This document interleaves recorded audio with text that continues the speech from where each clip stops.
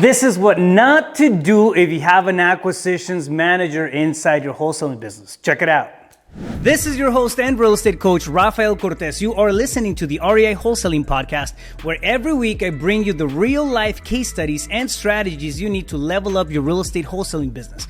If you haven't done so yet, go to reiwholesaling.com. Again, that's reiwholesaling.com. Sign up and get free access to your Wholesaling 101 course. This free training teaches you step by step everything you need to close your next wholesale deal and start making big money now. Fam, what's up? Welcome back to the REI Wholesaling series, Wholesaling 101. It's inevitable, right? As we go through the business and we start getting deals under our belt, we start to think about hiring people, and then we get a lead manager, and then we get cold callers, and then we get somebody to do texting and start, working all the marketing aspects of things. The next thing usually that comes up is going to be the acquisitions reps, the people who actually negotiate the properties for us so we can start stepping away from the business, right? Now, if that's the point in your business where you're at right now, it's very important to keep this in mind, right? One of the most common mistakes that I see happen is people start round robbing leads, meaning that as the leads come in, they'll start distributing those leads to the acquisition reps. I believe in merit. I've talked about merit in past videos, and I think round robin, just for the sake of round robin, can be a very, very dangerous thing. Remember, you're spending a lot of money on leads. You're spending a lot of time and effort trying to source these sellers, right? Now, having that conversation that you need to have with them in order to lock up a deal, structure a deal, and exhaust every possible opportunity you have of getting a deal done with that person, it's resting on that acquisitions rep, right? It's, in my opinion, I'm an acquisitions guy. I mean, that's my background. It's my bread and butter. Negotiating properties was what I lived for a long, long time. And I was really apprehensive about letting go of that role, letting go of that responsibility. However, if you want to scale your business, if you want to do more deals a month and then start delegating and focusing on bigger and better things and finding your highest and best role as the owner, right? You have to let go of some of that kind of stuff. But you have to do it right. I made a big mistake when I started transitioning out of that role and I started handing out all the leads. So at the beginning, the people that I had working for acquisitions, because they were just getting hired, they were learning the ropes of the business, understanding how to negotiate from a wholesale offer to a creative financing deal to an option offer, what kind of gambits or stuff to use as negotiation tokens like post-possessions and all that stuff. They weren't part of their toolbox yet, right? So what happened is my production dropped, it dipped because I let go of those leads too soon. Now, my mistake was not onboarding like I should have, meaning the training, the processes, and the actual learning curve, right? Easing that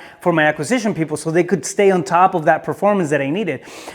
So I dropped the ball. It was more of a trial by fire type of deal. It's a big mistake. Get your systems, your processes dialed in, somewhat of a decent structure when it comes to your onboarding sequence and what you're going to train them on, and then start delegating, start giving them the expensive stuff. Now, this is the next thing that happened, right? We started generating more leads and acquisitions started getting swapped. So I got another acquisition rep. Eventually, we got up to 3 acquisition reps. And what we ended up doing was we started round robbing all the leads. And that was my second biggest mistake, right? At that point, I was onboarding a little better. My training process and protocols were getting fine-tuned and all that stuff. So it all comes with a learning curve. If you have the ability to cut the learning curve, it's very, very important to do so. Go to a mentor, go to a coaching program, go to somebody who already knows the business and ask for help, right? Do whatever you need to cut the learning curve. Now I had 3 people and we were generating a bunch of leads. The next thing that we did was round robin, right? We started round robbing all those leads and just, sending them out just based off a turn, basically. So you get one lead, you get one lead, you get one lead, and then it starts all over again. You get another lead, another lead, another lead, another lead. But here's the problem with that. One of the acquisition reps was crushing it. He was doing amazing. His closing ratio was really solid. The other 2, not so much. And at this point, they were months into the business, right? And we were still sending them all leads in equal portions. So what that ended up doing was demoralizing the acquisition rep who was actually performing well. His closing ratio was really solid. And then, he started kind of, losing stamina, losing motivation and whatnot. And eventually we ended up having a conversation, brought him back on and production, got better again. But this takes me back to the conversation of merit, right? I believe in merit. I feel like somebody who's putting in the effort more than the average should get more than the average in terms of opportunity, in terms of perks, in terms of bonuses. That is one thing that I did, and it absolutely just crushed my production for a period of time until I was able to catch on, see what the problem was, and then bring it back up, right? So we were more adamant about tracking closing ratios. How many conversations were they having with people? How many of those conversations were actually turning into offers and then turning into contracts? So we have this sequential set of KPIs that they started following to the T, and we made it a non-negotiable. So we got a lot more strict when it came to KPIs and performance. And if you have a CRM that does that, I mean, that's amazing. If not, I highly recommend that you get something that helps you out on that side. For us, I mean, I built our own Podio system, our own Podio process, and that's one of the best tools that I can have for my team in terms of accountability. Keep that in mind. If you're putting a lot of money into leads, if you're putting a lot of effort into leads, your whole lead gen team is crushing it, and now you're scaling, you're doing more business, and you don't have the ability to micromanage all the leads by yourself, drop accountability in and do not round robin. I see that as a common practice. It's the fair thing to do, right? But the reality of the business world that we live in is that not everybody is doing the right thing. Not everybody puts in the same amount of effort. Not everybody puts in the same amount of work into fine-tuning their craft, right? And getting deals done, and not everybody has the same drive and ambition.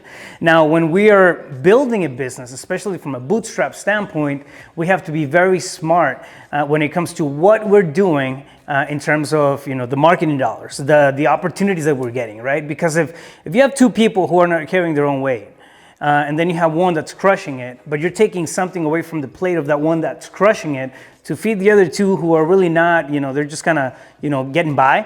It's going to cause a real problem in terms of behaviors and attitudes, and you're going to end up losing people. So think about that for a second, right? I don't believe in round robbing leads. I believe in merit. We track KPIs, we track closing ratios, we track offers made, we track, of course, deals closed and revenue. And that tells us who the hottest leads go to whenever we have those leads. I mean, it's just, the way that we're working the business. Merit has to be earned, right? So keep that in mind. Moral of the story, if you have a couple of acquisition reps in place, the best leads go to your best closers. Keep it like that. At the end of the day, it's a business. They put in the effort, you put up the training, inevitably, they're gonna build up their way to that closer status that we need. If you want more information on my CRM setup, go to thepulsereisystem.com and find out more, right? There's a full demo in there. It'll show you the breakdown on KPIs and tracking and all that good stuff. Fam, thank you for listening. Every week I bring you the real, the raw, the mindset, the case studies, and the strategies you need to build your own successful real estate wholesaling business. So if you haven't done so yet, make sure to hit that subscribe button and don't miss out on real life experience and information that can make you millions. It's time to join the ranks of successful wholesalers and take advantage of one of the biggest opportunities that we have in our lifetime to generate wealth. So go to reiwholesaling.com. Head over to my website, again, that's reiwholesaling.com, and learn how to make big profits, make big money by finding, negotiating, and closing wholesale deals from your own backyard. You've heard the stories, seen the case studies, stop thinking about it, it's time to write your own. Again, head over to reiwholesaling.com, click on coaching program, book a discovery call, have a conversation with my team, and you might get an invitation to join hundreds of students throughout the country who are leveling up on a daily basis. The writing is on the wall. Hustle is a season. It's not a business strategy. Take action, start building a sustainable and scalable real estate wholesaling business, and join the coaching program today. I will catch you guys on the next one. Talk to you soon. Stay focused. You got this.